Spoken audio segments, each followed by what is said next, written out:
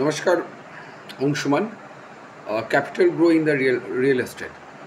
আজকের সবচেয়ে বড় বিষয় যেটা আপনাদের বলতে পারি যে নতুন রুলসটা চালু হয়েছে, আর আশাবাদী যে ছোট ব্যবসায়ী আমি বলবো যারা রিয়েল এস্টেটে কাজ করছেন, বিজনেস হাইক কিন্তু 25% মতো বাড়বে।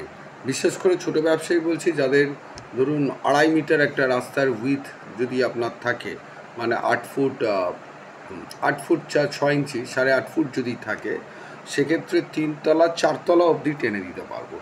ঠিক আছে, তো এই রুলসটা নিয়ে সম্পূর্ণভাবে আসবো মানডে থেকে, এগুলো নিয়ে আসবো যাতে ক্যাপিটাল মার্কেট অর্থাৎ ছোট ব্যবসায়ীদের, বিশেষ করে রিয়েল এস্টেটে, তাদের কিন্তু মুশকিল যেটা হচ্ছে যে ইনফ্রাস্ট্রাকচার এই সমস্ত ডেভেলপারদের তো খুব একটা ভালো থাকে না, এবং তার ফলে যেটা হচ্ছে যে একটু ভুলভাল ডিসিশন যদি নিয়ে ফেলেন ডিসিশনস মেকিংয়ের ক্ষেত্রে, বা স্ট্র্যাটেজি যদি ঠিক না হয়, তো যেহেতু আমার এখানে ইনভেস্টমেন্টটা বেশি হয়, যে কোনো রিয়েল এস্টেটে আমার ইনভেস্টমেন্টটা আমি করেই যেতে হবে। একটা সার্টেন পয়েন্ট থেকে আমি ক্যাপিটালটাকে আমি মার্কেট থেকে তুলতে পারবো, রিকভারি করতে পারবো।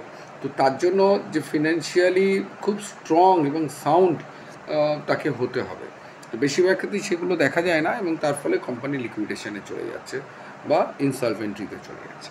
তো আমরা সেই বিষয়গুলো নিয়ে আমাদের করা, মানে আমাদের সাথে যে সমস্ত আজকে ডেভেলপাররা আছেন, আমার সাথে যে সমস্ত কন্ট্রাক্টররা ভাইরা কাজ করছেন, আমার সাথে যে সমস্ত বিল্ডিং রিলেটেড যারা অ্যাসোসিয়েটেড, যারা কনসালটেন্ট করছেন, তাদের বিজনেস আমি চাই যে আমাদের সাথে গ্রো হোক। আর এই গ্রো করার জন্য যে বিজনেস টিপসগুলো, যেহেতু 25 years experience in the real estate, সেই এক্সপিরিয়েন্সগুলো শেয়ার করি, এবং কলকাতা কর্পোরেশনের বিভিন্ন ডিসিশন, যে ডিসিশনেতে যে ফাইলগুলো কীভাবে মুভমেন্ট হচ্ছে, কোথায় আটকে যাচ্ছে, ভালো মন্দ সব আছে, কিভাবে সেগুলো বার করতে হবে, বা অনেক গার্ড ফাইল, ক্রিটিক্যাল ফাইল যেগুলো আটকে যাচ্ছে, সেগুলো কিভাবে বার করতে হবে, দরকার হলে হাইকোর্টে যেতে হবে। তো সেই বিষয়গুলো নিয়ে টিপসগুলো দেওয়ার।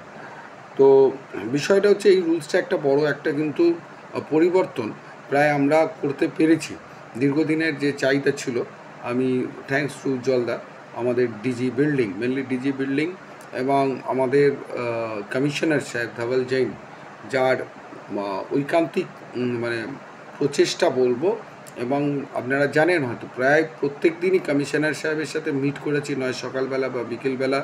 এবং কলকাতা কর্পোরেশনের কমিশনার ফার্স্ট টাইম একজন আইএএস অফিসার, যে আমার মতো লোককে এতটা সময় দিয়েছেন, গুরুত্ব দিয়ে বিষয়গুলো করেছেন, এবং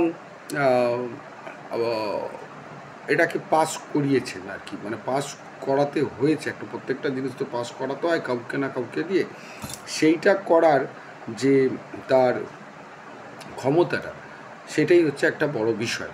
তো এই বিল্ডিং রুলসটা আমরা অনেকটা আশাবাদী, এবং সাধারণ মানুষের ক্ষেত্রে এই বিল্ডিং রুলসের অনেক কিছু অ্যাডভান্টেজ পাবেন। এবং আপনারা জানবেন যে ছোট জমির ওপর ডিজাইন করা হচ্ছে খুব টাফ। আর কেন, মানুষের বেসিক নিডসগুলো যদি আমরা দেওয়ার চেষ্টা করি, তো আমাদের এই অল্প পরিসর জায়গার মধ্যে সব কিছু দিতে হবে। এবং শুধু দেওয়া নয়, যে একটা প্রজেক্টকে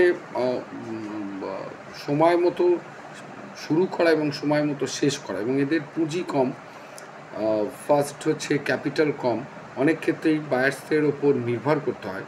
তো সেক্ষেত্রে এই বিল্ডিংস রুলসটা কিন্তু আমার মনে হয় একটা গুরুত্বপূর্ণ ভূমিকা নেবে। তো আজকে এইটুকুনি, আপনারা সাবস্ক্রাইব এবং শেয়ার করে রাখুন। আগামী দিন আমরা এই ক্যাপিটাল মার্কেট গ্রোয়ের কীভাবে করা যায় তার কিছু টিপস আমরা আবার নিয়ে আসবো। ওকে, থ্যাংক ইউ।